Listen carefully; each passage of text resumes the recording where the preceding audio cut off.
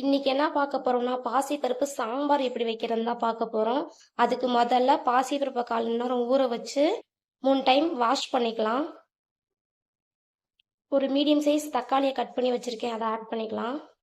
Medium size பெரிய வெங்காயத்தை நீல வாக்கில் கட் பண்ணி வச்சிருக்கேன், அதை ஆட் பண்ணிக்கலாம். 4 பல்லு பூண்டு ஆட் பண்ணிக்கலாம். 1/4 டீஸ்பூன் மஞ்சள் ஆட் பண்ணிக்கலாம். தேவையான அளவு உப்பு ஆட் பண்ணிக்கலாம்.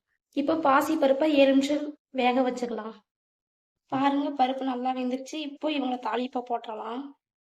அதுக்கு முதல்ல கடாய் ஹீட் பண்ணிக்கோங்க. இப்போ ஆயில் ஆட் பண்ணிக்கலாம். 2 டீஸ்பூன் ஆட் பண்ணிக்கலாம். ஒரு டீஸ்பூன் அளவு நெய் ஆட் பண்ணிக்கலாம். நெய்யை ஆட் பண்ணும்போது இன்னும் கொஞ்சம் டேஸ்ட் கொடுக்கும் சாம்பார். 1/4 டீஸ்பூன் கடுகு, 1/4 டீஸ்பூன் அளவு சீரகம், 1/4 டீஸ்பூன் அளவு உளுந்து, ஒரு கொத்து கருவேப்பிலை, ஒரு 4 பல்லு பூண்டை தட்டி வச்சிருக்கேன், அதை ஆட் பண்ணிக்கலாம். நல்லா கலந்து விட்டுக்கோங்க. இந்த மாதிரி பூண்டை வந்து தட்டி போடும்போது சாம்பார் நல்லா வாசமா இருக்கும். சின்ன சின்னதாக கட் பண்ணி வச்ச கேரட் ஆட் பண்ணிக்கலாம். பீன்ஸையும் ஆட் பண்ணிக்கலாம். நல்லா கலந்து விடுங்க. எண்ணெயே நல்லா வந்து வதங்கணும். கட் பண்ணி வச்ச முருங்கைக்காயும் ஆட் பண்ணிக்கலாம். இதையும் சேர்த்து நல்லா கலந்து விடுங்க.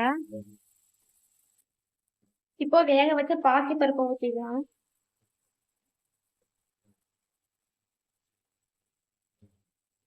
நல்லா கலந்து விடுங்க.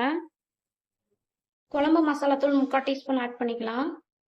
Chilli powder masala 1/2 teaspoon add பண்ணிக்கலாம். சாம்பார் தூள் 1/2 டீஸ்பூன் ஆட் பண்ணிக்கலாம். எல்லாத்தையும் சேர்ந்து நல்லா கலந்து விடுங்க. இந்த கண்டிஷன்ல உப்பு கரெக்டாக இருக்கான்னு செக் பண்ணிக்கோங்க. முருங்கைக்காய் வேகட்டும், மூடி போட்டு மூடி வச்சிடலாம். ஊற வச்ச புளி தண்ணியை ஆட் பண்ணிக்கலாம். இப்போ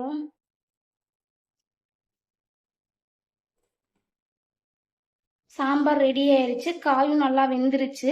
இப்போ ஸ்டவ் ஆஃப் பண்ணிடலாம். நம்ம வீடியோ உங்களுக்கு பிடிச்சிருந்தா லைக் அண்ட் சப்ஸ்கிரைப் பண்ணிக்கோங்க. மறக்காம பெல் ஐக்கனை கிளிக் பண்ணிக்கோங்க. அப்பனாதான் நம்ம வீடியோ உங்களுக்கு தொடர்ச்சியா வரும். நெக்ஸ்ட் வீடியோல பார்ப்போம். பாய்.